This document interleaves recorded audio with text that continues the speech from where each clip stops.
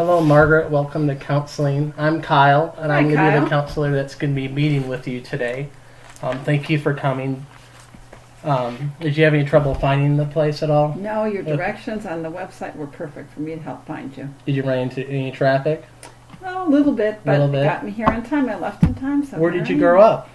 Where did I grow up? I grew up in Kansas, Kansas? Where in Kansas? Wichita. Wichita. I've never been to Wichita. What type of stuff is there? It's a big city, but Kansas is pretty flat. So, but that's where I spent most of my life, in the flatlands. In the flatlands, there's some pretty nature to look at, go hiking and stuff like that. There is. Do you still enjoy going hiking? Yeah, I get back there and see family, and yeah, I enjoy going back. Well, I enjoy hiking as well, and you're lucky that you live in a great part of the state of Indiana where we have so many national parks and ways to get outdoors and just enjoy nature. You're right. There is a lot to enjoy here. There's most of the state just cornfields, and we're not like that here, so it's a pretty cool place to live. It is. I've enjoyed it for the last, I've been here now for about 10 years. 10 years, would you want to live anywhere else? I'd like to do some exploring into some more mountainous areas than Okay. this.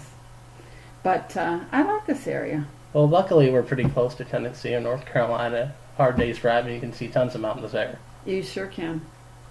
So some things I just wanted to talk to you about with going to counseling, or just some little homework things we need to go over just so you understand what our goals are, how this whole counseling is sort of going to work for you, and how it's going to progress Sure. over time. Have you heard of the term confidentiality before? I have. What do you think that means? That means what you and I say here doesn't go further than here. Okay. That's generally the case, but there is some things where confidentiality has to be broken legally. Okay. Have you heard of the term mandated reporter? No, describe that to me. Well, what a mandated reporter means is there are certain situations legally where, in the case of abuse, neglect, abandonment, whether it be physical abuse, verbal abuse, emotional abuse, that has to be reported to the proper authorities. Who are the proper authorities? That would be the police, or it might be DCFS, or different organizations like that, because legally if that has happened, or rape or incest or anything like that, legally I have to share that. I cannot keep that in confidentiality. So it has to go beyond Yes. our sessions. At that into- point, into other authority. it would have to legally. Okay. I just want to make sure you understand that as you share things with me, things like that, if you do share it, it can't stay between us. Understand. Pretty much anything besides that can. Okay. And with confidentiality, I'm going to have you sign a piece of paper for release of information where you can list the people that we can release information to So it about could our be sessions. family or Friends. But if they are not on that list, that you giving us permission to release your information to them, we will not. Can I change that list at any Any time? point. All you Okay. need to do is tell us that you want to remove a name or add a name. That is totally fine. Okay? Okay. And that's kept underneath a lock and key. I am the only one that has access to that. Not So even- other therapists or counselors? No, don't only have- me. Not even my secretary Okay. has access. Okay? And one thing I do ask that if you know you're not going to be able to make a session, that you give me some advance notice that you need to cancel at least 24 hours notice. Okay. And if you are late to a session, normally we're not able to prolong it because I usually have a client right after. But one thing we can do the next session is add to it how many minutes you were late. Oh, okay. Okay? So I can make up that time, You just at a can- different time? Yes. Okay. And if you become chronically late, then there's some things we have to discuss because it's important that we respect everybody else's time and every other client that comes to see me. Sure. Okay. Does that make sense to you? Yes, it does.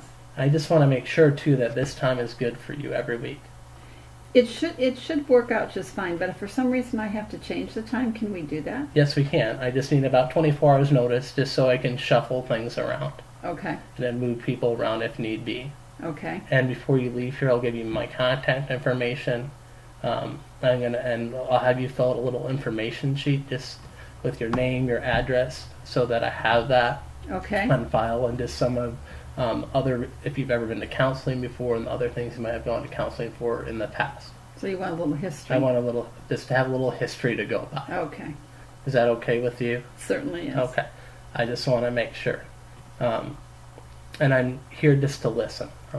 This first session is really just gathering a lot of information. It's not so much me talking a lot, it's more listening to you, getting to know you, you can know me, getting to sort of get on the same page for what's going on. Sure. And for you to know my style of counseling and to ask any questions that you may have. Okay. First, with it being your first time in counseling, is this your first time in counseling? Oh, it was a long, long time ago that I was in counseling. About how long ago? Oh, it's probably been a good 8-10 years. Okay. And what were you in counseling for 8 years ago? I was just having some marital issues back then. Okay. And so I decided that I needed to get some counseling for Okay. that. Do you feel like it was effective? Well, we're still together. Okay. So, So it sounds like it was. I think it was effective. I would say that was a slam dunk. Well, we learned a lot. It was Okay. it took quite a big step for me to make that, Okay. to decide to go to counseling, and Okay. then to get my husband to go too. Okay. So, but it was beneficial to both of us, and then we worked through some real hurdles back then. Well, excellent. One thing I also wanted to talk to you about is just some of your family medical history, just a little bit how you grew up, if you have any siblings and things like that. Do you have any Sure. brothers, sisters, or your parents still married? Are they still together? Just tell me a little bit about your childhood. Oh, sure. I have two sisters, Okay. and but they don't live around here. They Okay. live in all other parts of the country. Okay. Unfortunately, I wish they did, but they don't. One is way out in California. One's on the East Coast, and here I am in Bloomington. All by yourself. Yes. Okay. I don't have really any family here, unfortunately. You don't? Okay. No, I don't. And my parents, my mom's alive, but my father died, probably it's been 5 years ago now. Okay. For your dad, did he have any type of medical issues, anything like that that he struggled with? You know, he did have a problem with drinking and driving. Drinking and driving? How long will that go on your whole childhood, pretty much? No, it didn't when I was younger, but as I got older, he would do more drinking and driving. Did he ever get in trouble with the police for that? He had one DUI, And did they take his license after that point? just very temporarily. They Okay. did, but he got it. He eventually got it back. Okay. Did his father struggle? Any of his other family, like his father, his mom, did that? They struggle with alcohol as well? You know, not that I'm aware of. Okay. Are you But I did have an uncle that also had alcohol problems. okay? So it sounds like, from what you're saying, it runs very prevalent in your family, Yeah, it's definitely that thread was there. and it sounds like it's continued from generation to generation. Is that an accurate statement? Yeah, I saw my dad and my uncle drink, and so now I'm older, but so when I was a teenager, I thought, well, they drink, so why can't I drink? So it sounds like, from what you're saying, if I'm understanding you right, is that you witnessed this growing up, and by you witnessing growing up, you thought it was normal, it was an okay thing to do. Everybody does it. Everyone does it, and oh yeah, when I was in high school, all my peers were drinking. They thought it was just great to go out and drink. Did you drink as well? When I was young, when I was in my teens, a little bit. I wouldn't say I drank like my dad or my uncle, but certainly it was of interest to me to drink, and I wanted to be part of what my peers were doing, and they were drinking. So When your dad was drinking, was he angry? How did he act when he was drunk? he wasn't very nice. He would get angry, and it wouldn't take him much to get angry when Okay. he was drinking. Was he ever abusive physically? That he would drink? To me, no, but he wasn't. He gave my mom a pretty hard time. Okay. Are you on any medications right now at all? I'm on Zoloft for ADHD. Do you take any medication for depression? Zoloft takes that edge off, so Not really depression as such, Okay. but I'm not sure that beside ADHD, the Zoloft isn't one a medication that's used for some forms of depression. And it sounds like from growing up and seeing the effects of the drinking, you've seen a lot of the negative effects of the harm it can cause. Would you say that's accurate? But if you want to be like your peers and be accepted into the group, well, sometimes it seems like alcohol is the way to go. Do you still struggle with alcohol, drinking alcohol now? Not like my dad or my uncle, but it's definitely something that if it's offered to me, I'll definitely take. Is that what brings you to counseling today, to maybe just discuss the struggle you're having with alcohol and just some ways that we can, maybe tools that we can talk about to put in your toolbox to sort of help you resist that?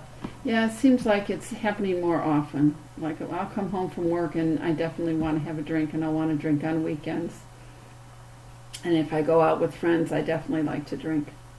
How much would you say, how much has it increased from previously? Did it used to be you maybe have 1 or 2 drinks a week? How many drinks a week do you have now?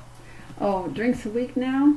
I probably, will have 10 or more drinks a week. Okay. So I guess tell me a little bit more about the friends you hang out with when you go drinking. Well, I work in a real stressful environment. I work in a hospital. Okay. So sometimes I just need to relax. Okay. And so I'll go out with friends, old-time friends, and you seem to meet a lot of people in a hospital, and, they seem to like to go out and drink. So I'll just say, well, I don't want to sit home by myself, so I think I'll go out with them. And then sometimes I get just a little too carried away. Okay. When you start to drink, what's the point that you notice that you're starting to get past the point of being just a little bit buzzed, but you're getting past the point of being intoxicated? I get really sleepy, and I start to, probably use language that I normally would never use, and I can get tipsy. I just start to feel really tipsy. Sometimes more times than others. It just depends how much I drink at one time. How does that make you feel about yourself when you get to that point? Pretty much out of control, and I think that's what has brought me to you. Okay. Would you say that you're using this as a coping mechanism from the stress from work? Yeah, I think so, and not only stress from work, but just to kind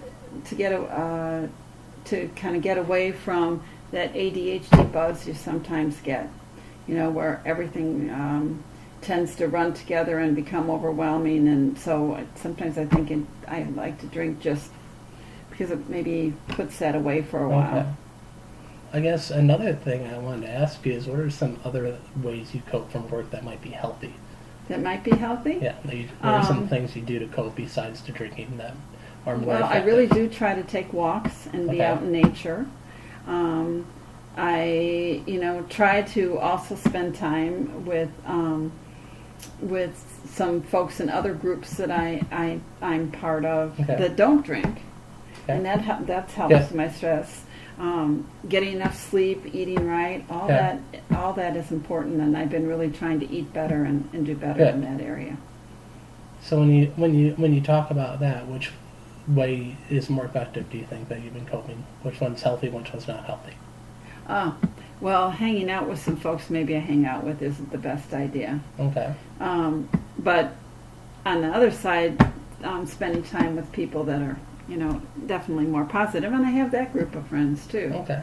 So I just seem to always sometimes want to be pulled to those people that maybe not making the best choices. Would you say those people that don't make the best choices are the ones that encourage you to drink? Yeah, they do. They do. And the ones that don't encourage you to drink, would you say they're a better influence? Oh yeah. I just sometimes need to spend my time better with the positive versus maybe those folks that aren't so great. Would you say a goal then maybe for this therapy is that you find ways to hang out with your healthy friends more? Yeah, I think that would be a good goal. What's another goal that you would like to accomplish? Let's see. I think the other thing I need to do is get a better handle on my ADHD. Maybe look at some medications that might be more Okay. effective than what I'm taking. Okay. So it sounds like a goal would be that you need for you to speak with your doctor. Yeah, and maybe talk with him about what I've been doing lately, and asking him for some tips Okay. of how I can do better in those areas Okay. to combat my desire to want to have alcohol. Okay. What's another goal? One of the goal I've thought of for you is figuring out some ways to distance yourself from those coworkers that have encouraged you to drink or a bad influence. Yeah, I think that's a good goal. And maybe also some strategies to develop healthier friendships. Yeah, or more of some of the have more of the healthier ones that I do have. Okay. To expand, maybe that could be a goal in that area rather than those that maybe not the best choice. Okay. So making better choices in friends, yeah, Okay. I think that could be a definite goal.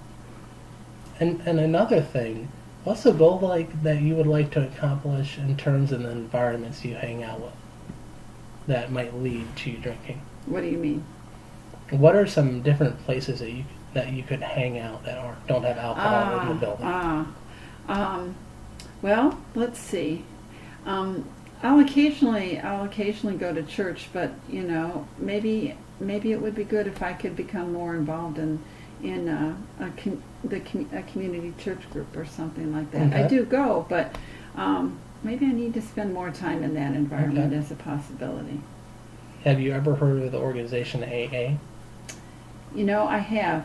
I have a friend who used to go to AA. Have you thought about maybe attending a meeting? Yeah, maybe I could go with her sometime. That would be a great idea. That would be a good idea. And there are other organizations I know that I think might help with alcoholism. There's another organization that is in a lot of churches too called Celebrate Recovery. Oh, I've never heard of that one. That's another program. And going with your friend who's struggling with that same issue, you can be a support network to each other. Right. Maybe just that whole idea of developing a support Yes. network would be a good goal. And with, Now that you mention yeah. it. And with AA, you have a sponsor that you can call when you're feeling just struggling with the issue that you want to drink. You want to really talk you out of drinking stuff in that Deciding bottle. to do that Yes. rather than making a better choice. Yes. That's a good idea too. So maybe another goal for you would be developing more accountability partners. Through some of the Yeah. ways that you mentioned. Now, when you go home, do you have alcohol in your fridge? It's in my cupboard. What do you think you could do to minimize your tendency to drink at home? Well, let's see. Maybe if I didn't make it quite so accessible to myself. Okay. It sits right on my counter, so I can come home and just take out a glass and pour whatever I want. Okay. So maybe I need to change the location of it, make it harder to get. Yeah. Or maybe dump it down the drain. Oh, I don't know if I'm quite ready to do Okay. that. But maybe, and as we work together, that could be something that I could work towards. I think that could be a goal that is a long-term goal. A lot of the stuff we talk about now is short-term. Mm-hmm. This is immediate things, but I think that could be a long-term goal to get to the point where there's no alcohol in your house. That would be a good idea. Because when you mix alcohol with medication for depression or ADD, it's not a good thing. Yeah, It's a bad combination. I understand cause what a you're lot saying. of Just hard to health stop, loss. It just seems to be hard to stop. And that's where accountability for you is big. Mm-hmm. And you're already doing things that are more effective coping mechanisms like hiking, going to church, and different other things which you've said are healthy. Yeah, I'm starting to do a little more of that. So you're already getting some victory in that. Yeah. I'm proud of you for that. You just need more different other ways. Need to expand You maybe need what to. I'm doing. Yeah, that's what I hear you saying to me. That maybe that's what I need to think about doing. So as we go on, we're just going to flesh out these goals more. Okay. I'm going to Okay. give you some homework, some takeaways things that you can do when you get home. Okay, to Okay. apply what we've learned, and then we're going to come back the next week and talk about the homework and where you've had victory, where you've slipped back, and maybe come up with some more strategies. How does Sounds like that sound to you? You sounds like like that? a good way to work together. Okay. Therapy is a partnership. We worked together. It's not you working by yourself. It's us working together. We come up with ideas, and for you to come up with ideas on your own. Not just me feeding things to you, but you really reaching down deep and figuring out things on your own of things you can change. And you already have done some of that. Mm-hmm. Okay. It's important that we can stay consistent in meeting together. I think that sounds like a And good the, idea. and the, really the long-term goal is over time to eventually get to the point where maybe we start off with meeting once a week, and eventually you've made enough progress in your struggle with drinking that maybe we only need to meet every other week, and eventually once a month, and then maybe eventually once every 2 months, and to the point where the eventual goal is you don't need me anymore. Sure. You have all the tools to combat this problem. You've found a lot of success, and you've made huge strides. Sounds like something we can do together. Do you think we can? I do. Okay. Do you feel like you have more tools now? Yeah, why don't you review for let's just talk about reviewing, what you're suggesting I do. Some things I'm suggesting that you do is you gain more friendships that are healthy. Okay. Okay. Whether it be people at work, people in your church, that you distance yourselves from these friends of work that go drinking with you. Okay. And instead you start hanging out with the people that don't struggle with alcoholism, that don't struggle with drinking, that want to do things that are not in the environment of a bar. Another goal really is that we figure out healthy ways of things to do after you're done with work, besides drinking, that you can still enjoy. And another goal we've talked about is talking to your doctor about your ADHD and maybe get on some different medication that might work better for you. That's one goal we've talked about. And different things like that. Does that sound like a plan? Oh, you had mentioned that. AA, was that? And what you- AA. And Yeah, AA you had as well. mentioned that. There's local So how do I get information If on you all go that? go online and type in local AA chapters for where we live, Mhm. you should be able to find a chapter.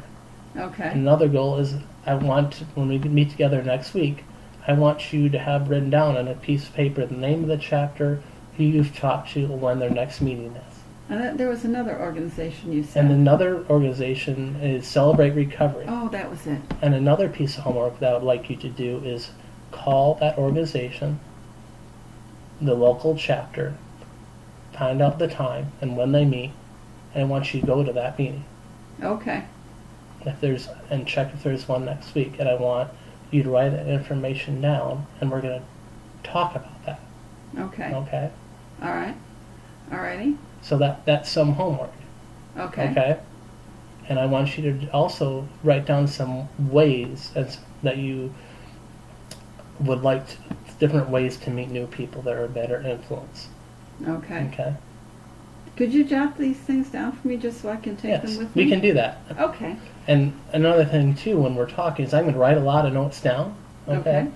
It's just so I can reference them, and because I talk to so many different clients, it helps me keep all the information straight for each individual client for what we've talked about each session.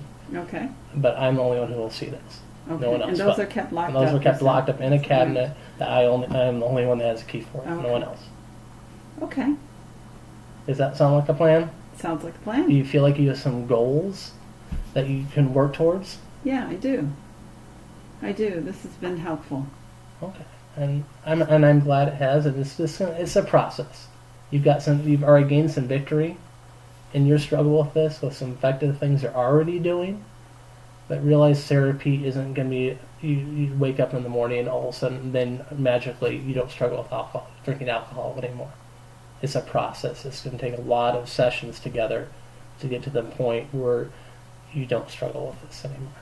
Okay. It's not going to be an overnight thing that's going to change in the next day. Oh, I wouldn't think so.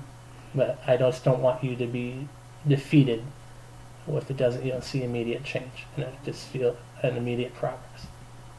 I'm sure it will be slow progress. Okay. Well, very nice to meet you. I It look was forward nice to our to next meet session. you. I do too. Absolutely. Alrighty. You have a good day.